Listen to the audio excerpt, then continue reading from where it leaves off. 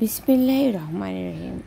আসসালামু আলাইকুম সুপ্রিয় বন্ধুরা, দি রেইন কুকিং কটেজে সকলকে সাদর অভিনন্দন। আশা করি নিশ্চয়ই সকালে ভালো আছে। আমিও বেশ ভালো আছি। ভালো থাকারই কথা। সকলকে প্রীতি ও শুভেচ্ছা জানিয়ে শুরু করছি আজকের ভিডিওটি মিষ্টি কুমড়ো নিরামিষ একটি পদ।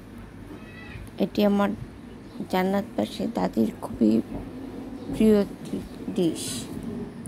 আমার ছোট কাকির সাথে কনসাল্ট করে এই রেসিপিটি করেছি। মিষ্টি কুমড়ো, যাকে কিনা গরিবের আমিষ বলা যায়।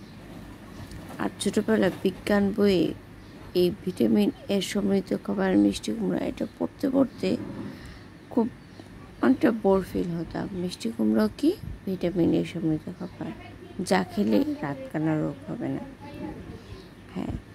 শুধু রাতকানা না, মিষ্টি কুমড়ো কিন্তু অনেক ক্ষেত্রে ভালো একটি সবজি। এই যেমন গর্ভবতী নারীদের জন্য বেশ ভালো,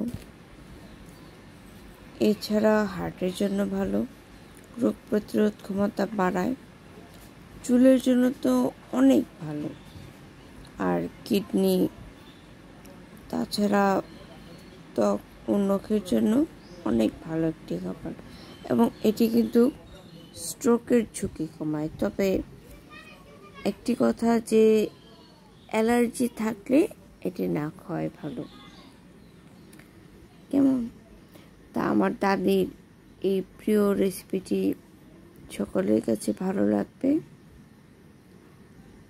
এটি আশা করব। আর ভালো লাগলে অবশ্যই চ্যানেলটিকে সাবস্ক্রাইব করবেন, এবং অবশ্যই এত একটা ভালো জিনিস শেয়ার করব, একটা লাইক তো নিশ্চয়ই দেবেন। আর ভালো কথা কিন্তু নিজের মাঝে রাখতে হয় না, এটা ছড়িয়ে দিবেন, প্রচুর শেয়ার করবেন। আর এগুলো কোনোটি করতে কিন্তু টাকা পয়সার প্রয়োজন হয় না, তাই না? আর শিশুদেরকেও এই খাবারটি করে খাওয়াবেন মাঝে মাঝে। কেমন?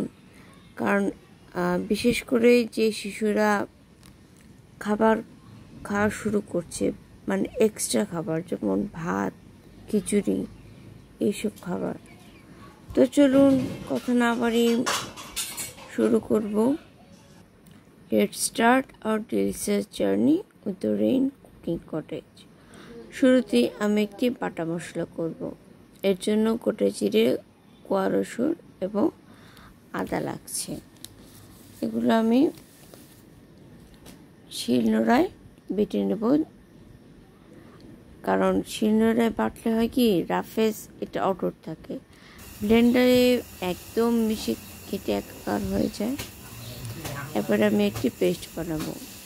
প্রথমে নুন দিলাম, তারপর দেব ওই যে বেটে রেখেছি মশলা, ওইটা। তারপর মরিচ গুঁড়ো, হলুদ গুঁড়ো দেব, ধনে গুঁড়ো দেব।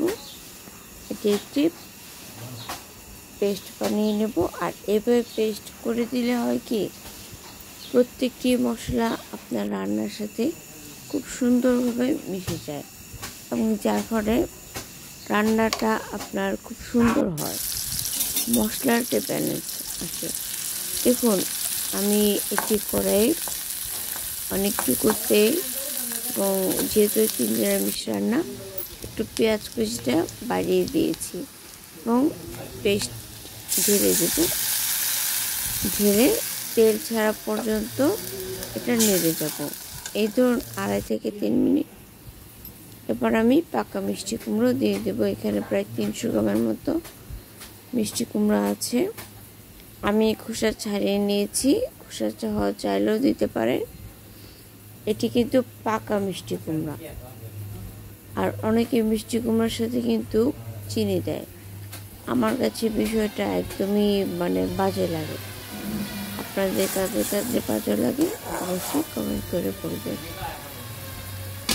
দেখুন, আমি অল্প অল্প করে দিয়ে নেব। আবার আপনি এখানে চাইলে বাদামও দিতে পারেন, আবার ছোলাও দিতে পারেন।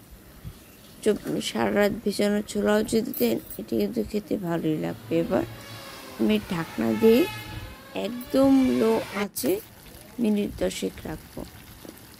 এবার পানি দেব, আর এই পানিটা কিন্তু আপনার সময়ের উপর নির্ভর করবে। ধরুন আপনার খুব তাড়া, ওই ক্ষেত্রে পানিটা বাড়িয়ে দেবেন। এবার আমি কিছু গোটা গরম মশলা, তেজপাতা এবং কাঁচা লঙ্কা দিয়ে নিচ্ছি, জাস্ট ফ্লেভার। এই মুহূর্তে দিলে ফ্লেভারটা ভালো আসবে। আর আমার কাছে হোমমেড জিরা ছিল না, তাই দোকানেরটাই দিয়েছি। তবে হোমমেডটা দিলে ভালো হয়, ফ্লেভারটা খুব ভালো আসে। আর যেহেতু দাদির প্রিয় জিনিস আর ঘি আমার প্রিয়, দুই প্রিয় একসাথে 50-50 ব্যালেন্সে দিয়ে দিলাম। আর এই দেখুন হয়ে গেল। এখানে কিন্তু আপনি ধনেপাতাও দিতে পারেন, তবে যেহেতু ঘি দিয়েছি তাই আমি ধনেপাতাটা ইচ্ছে করে দিইনি। আপনারা চাইলে দিতেই পারেন। আর হ্যাঁ, আপনারা কারা কারা দাদি হারিয়েছেন বলবেন। আমার কাছে কিন্তু আমার দাদি খুব মানে ভালোবাসা শুধু না, অনেক সম্মান এবং আমার জীবনের সবচেয়ে বড় মডেল। কারণ দাদি খুব মানে অসাধারণ কিছু ছিল সেরকমভাবে বলবো না, তবে খুব সীমিতভাবে উনি চলতো, সীমিত জ্ঞান নিয়ে। যতটুকু জানতেন ততটুকুই মানতেন এবং নিষ্ঠার সাথে মানতেন। কেউ যদি ওনার ইবাদতে একটু ডিস্টার্ব করতো, তাহলে কি বলতো জানেন, যে আমি মরে গেলে আমার কবরের হিসেবটা কি তুই দিবি? মানে আমরা নাতি নাতনিরা কিছু পড়লে। তো আজ এ পর্যন্তই। Enjoy yourself, be happy and stay with piece.